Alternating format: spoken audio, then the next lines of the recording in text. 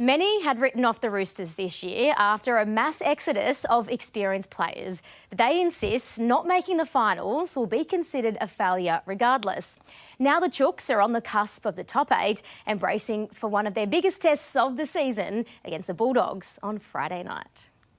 Talking about the ladder is taboo for some teams. The Roosters can't avoid it. It is do or die for us, and we know that. Fighting for a place in the 8, Tedesco says anything but finals will be considered a failure. The goal at the start of every year is to be there at the end, be in the grand final and win a grand final. So I know everyone's giving us raps and proud of our efforts and how we've been going, but if we don't make the finals, then it's, we're going to put that as a disappointing year.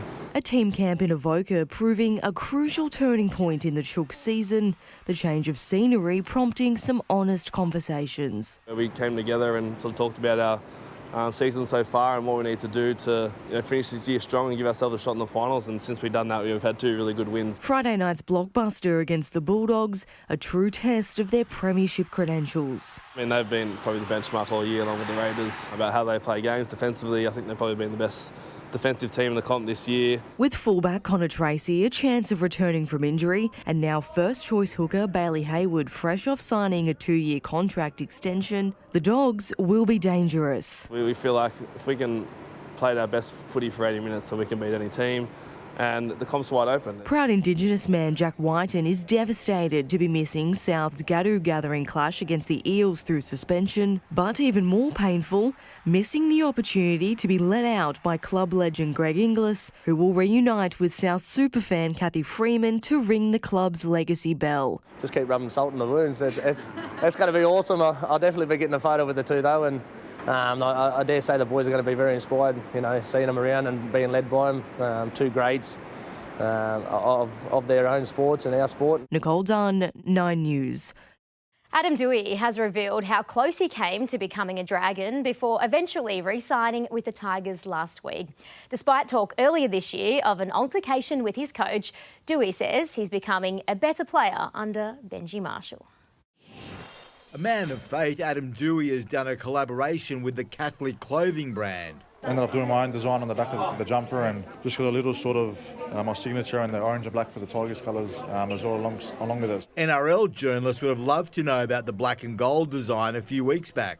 He was strongly linked to a Dragons move. I went and met with Flano a few weeks ago and the CEO Tim Oxford, and they were really good to me. I was clear with them where my mind was at and where I was at sort of contract-wise, and there was a few times there where I was sort of close to going to the Red V. In the end, Doueihi couldn't leave the club he loves. My heart's always been here. I'm a local boy, I'm a local junior.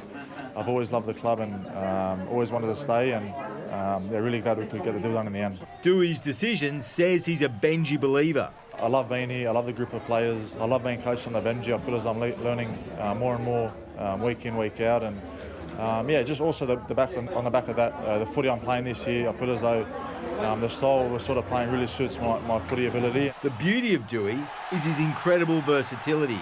Yeah, I think that's the big question. I don't even know if I can answer it myself, to be honest. I've been thrown around literally every position throughout my career, and if I'm being honest for myself, I feel comfortable in every position and every jersey, every number I put on. I back my footy ability and I back the work I put in with my training and with the extras and with the work I do in the video room. I feel as though I'm just a footy kid. Known as a great communicator, Adam wants to play where that can be utilised. I like being involved in the middle of the field, so whether that's in the halves or in that ball playing lock position, I feel as though that's where really suit my strengths and where I can help with this team, with this young team, just dictating play in the middle of the bit and being that loud voice. Danny Weidler, 9 News. The injury-hit Broncos search for a new number 6 is set to see Billy Walters wear the jersey his father won multiple premierships in.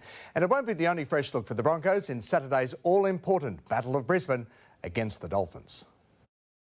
A long way from the bright lights of Suncorp Stadium, a source of inspiration for Saturday's Battle of Brisbane, Stradbroke Island forming part of the Broncos' Indigenous jersey design created by local artist Delvine Cockatoo Collins with help from Katoni Staggs. One thing that really came through was the idea of a cast net and the way that a cast net draws in. It really builds on that story and the colours here from the island, from Minjerribah. The 6 jersey set to be worn by Billy Walters, switching from hooker to 5'8" amid the club's injury crisis. His form has been tremendous and he has that real leadership qualities, and I think he'll be well suited there. He'll direct the team around. Wherever you put Billy Walters, I think he's going to be exceptional on the footy field. He'll line up in the halves alongside Ben Hunt, tasked with leading Brisbane in the absence of Adam Reynolds. I've been lucky enough to play alongside that, that I was going to say young man, but I'd say old man now. He knows how to steer a team around, so I don't have a problem with, saying that we're going to go into finals pretty confident. 19 years since being part of the Broncos' last premiership, Petro Sevenasiva sees similarities in the current side. We're a bit unheralded. There was no one really talking about us sort of coming into finals time, and we were able to build some really good momentum, some belief in the squad. Saturday's local derby creating mixed feelings for the Redcliffe raised Broncos legend. Obviously, I've got a soft spot for both, but I'm a Broncos ambassador and I'll be there cheering on the Broncos. Jacob Funk, 9 News.